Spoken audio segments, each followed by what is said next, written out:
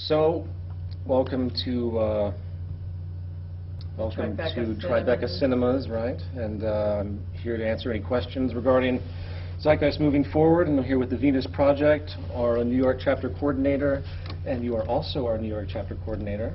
I'm not sure whether we haven't given categorizations yet, have we? We're co-coordinators. Co-coordinators, very beautiful. That's what I figured as much.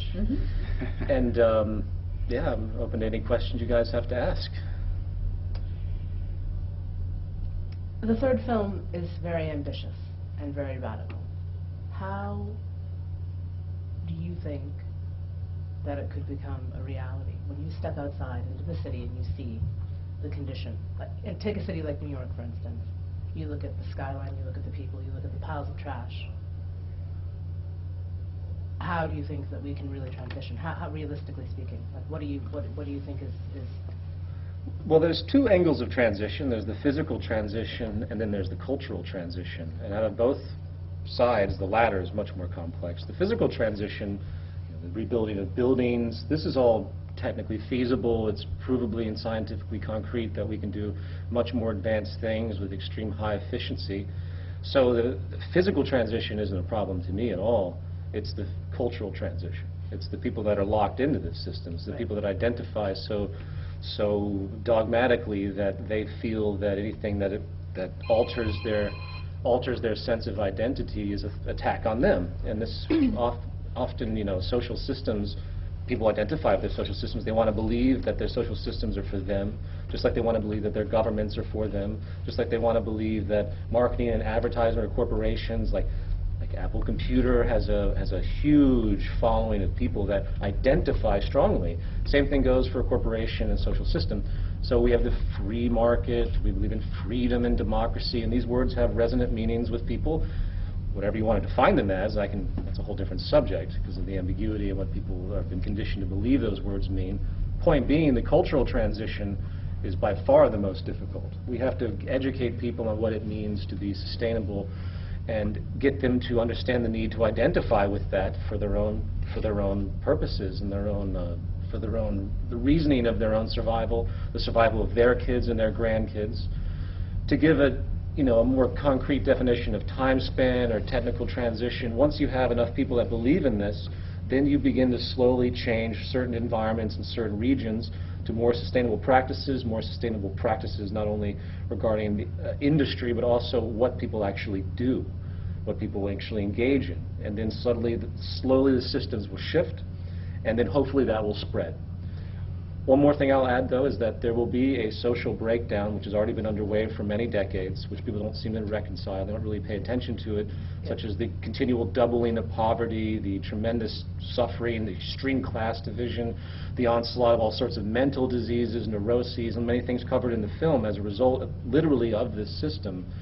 These things are eventually going to come to a head, where people will step back and finally say, we can't do this anymore. This is affecting all of our health. We're suffering tremendously on multiple levels. We have energy deficiencies, we have health deficiencies, and all of these things will come to a head to an effect where I think eventually, slowly, it will permeate most consciousness and people will wake up and realize that we have to do something new. Either that happens or we're going to move into something much, much worse, frankly. Right. And that's, I think, the area that I'd like to talk about. How, then, would the movement encourage people to get in front of that? To get in front of that, or get behind it? I feel I'm a big influence. My big influence, I say this, people find it cliche, is the American Civil Rights Movement, because it actually did work to a certain effect. It was allowed to work, if you will, because of the fact that so many people got behind it. The power is in critical mass. I don't believe that politicians will do anything. To get into a position of political power, you have to navigate a certain path that automatically creates a void for challenging the system, to put it in a long-winded sense. You have to orient the status quo to even be in a position to have a relationship with the status quo. That's just the inevitable motion. You can't possibly have any, and if they do get in power, something will remove them from it, and that's been historically true, or they're demeaned. And the few people that are in power today, in the Congress of the U.S., Dennis Kucinich, Ron Paul, that have hints of trying to change things for the better, they get more attacked than any other politician out there.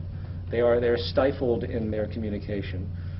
So the change will not come from any political system, and it certainly won't come from a corporate system. You're not going to see corporations magically try to be actually sustainable, because as I point out in the film, it is mathematically impossible for them to do so. The entire financial system is driven by consumption, and the more consumption, the better. Therefore, sustainability is intrinsically thrown out the window. So, and that's just one facet of it. So the change will come from critical mass of people understanding, people that will hopefully grassroots level through the Zeitgeist Movement chapters globally. It will rise up. It will become dominant in the sense that everyone knows about it, and eventually those institutions, those status quo institutions, will have to step back and say, okay, we can no longer ignore this gigantic global movement. And that will be a peaceful type of interaction. Compromises will be made. And if things, and I'll just add one more thing, if things don't materialize and things continue to get worse and worse and worse, if things don't operate in a relatively rational way, where people are paying attention to each other, where the government say, okay, the United Nations, for example, says, okay, we're going to bring in this new organization to see what they have to say because they have hundreds of millions of people that follow it. If that doesn't happen, then I think certain acts of civil disobedience would be necessary. Well, they're happening now. There are, but on a global scale, not country-specific. Civil disobedience on a global scale that, if any actions are taken, they are presented globally. And this will, I think, one action like that to show that there was a power to do so would rattle this system to such an effect that I think it could be very, very positive to get people to finally want to listen to what we have to say in power. But you take a look at all the austerity measures, you know, that happened in Europe this past summer, and you see the protests in England, and you see the protests in Greece, and you see all that, and you see it on the media, you see it, you know, the images of the firebombing from the police and the students, like, you know, just the street violence, you know, that's occurring at an alarming rate all through Europe. Absolutely. And nothing is being done. True. Nobody cares. You know, because people look at the image and they don't see that it's a problem. They're getting used to it. They're getting numb to this. What happens in society as the breakdown occurs is people just start to say, oh, that's the way it is. You know, they just say, that's the way it is that we have protests. That's the way it is we have crime, or that's the way it is we have poverty. And generation after generation, it's more that's the way it is, and everyone just slowly accepts it. Eventually, you have 4, 5, 6 billion people, many decades from now, starving. And they'll just say, oh, it's our natural resources. We can't afford, we just don't have enough resources. That's their conditioning to believe. And that's the way it is. So I don't advocate protest at all. I don't believe in war protest in a direct sense. I think it does something. I don't put it down. But I advocate actual action. So you're not going to see the Zeitgeist movement with signs held up in front of Congress or anywhere in any country. That's not the point. The point is to actually, if there is a need, to actually do something that causes an act.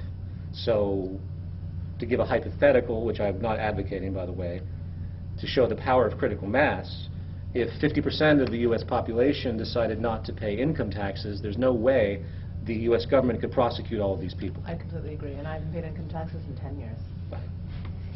So point being is critical mass is, once the masses come together and the strategy of divide and conquer is finally nullified, which has been with us for centuries and centuries, that's how you divide, that's how you control people, is divide them.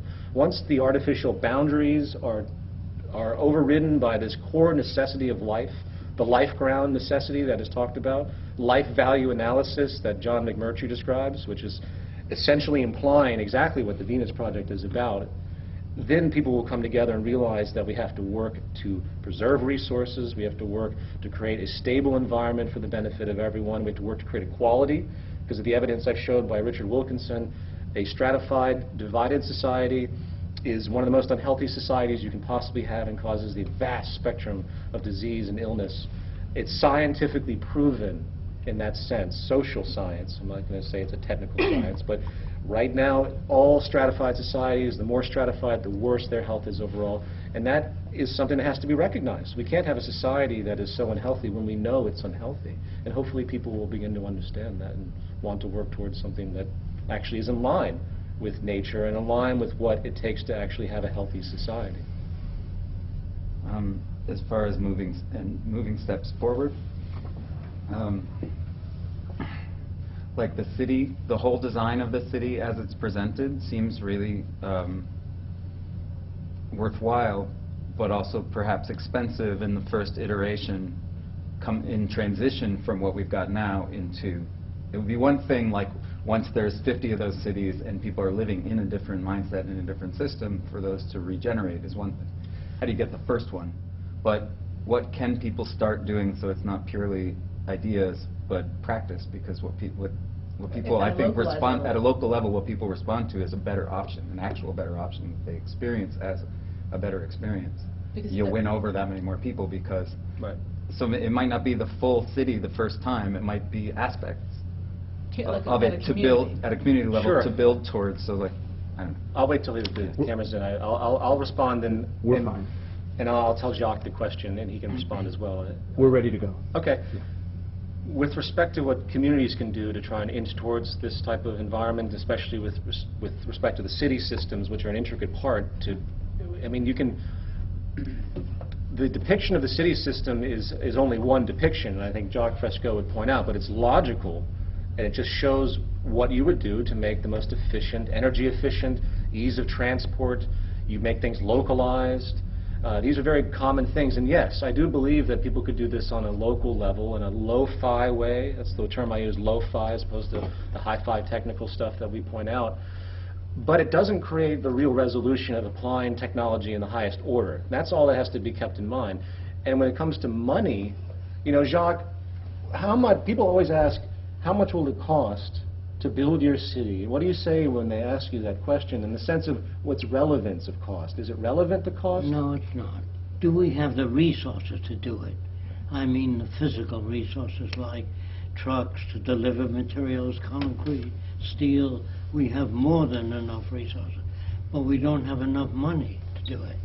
So if a country goes broke, as long as they have arable land and factories, the factories close because people don't have money to buy anything.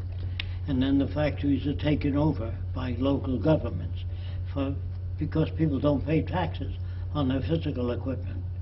So what happens, you get a lot of confusion. And if people have information before the breakdown, they know what to do. During the breakdown, they riot, break windows. This is normal for people that can't eat, do not get enough funding from the government to buy food. They will riot. The government will use the Army, the Navy, the National Guard to put down the riots. And since I feel most riots will be committed by younger people, so they will make new laws. Everybody has to be in the house by 9 o'clock. Right. You understand? I mean, that's what governments always do. Sure. It has nothing to do with reason or logic. It has to do with a collapsing system. Now, even the collapsing system, the Chevy company could not compete with the Japanese companies, so they bailed them out. Bailing them out does not mean sustainability. Right. If you bail out a company and they can't turn out a better car, an electrical car, better than the Japanese, they won't survive. And if they don't survive, the company falls into the hands of the government. The government doesn't know how to use those companies, so you have a lot of riots, confusion, and during the change, many new systems will not work. Right. And they'll blame the new system. And the public doesn't know which way to go, so you have what they call social chaos. In order to put down social chaos, you have to use the Army, the Navy, or the National Guard to put down the chaos. That's called fascism. Right. But if you can't pay people, if you can't pay them a wage, which the government won't have the money to do. See, if I were a senator, I would immediately cut my salary in half to show that I care. I haven't heard that yet. I haven't heard the president say, I've got enough to live on, I don't want any salary, let it go to help people. Or the Then banks. people would identify with them. Sure. But banks do not think that way. No. Most businesses think in terms of profit. It will collapse, Otherwise, though. they wouldn't outsource. It's really... Do you understand what I mean? If they cared for the American people. So what they do is they ask people to join the armed services as a loyalty. Although they'll get a minimum wage and food and clothing, they will try to get larger armies to maintain control of people.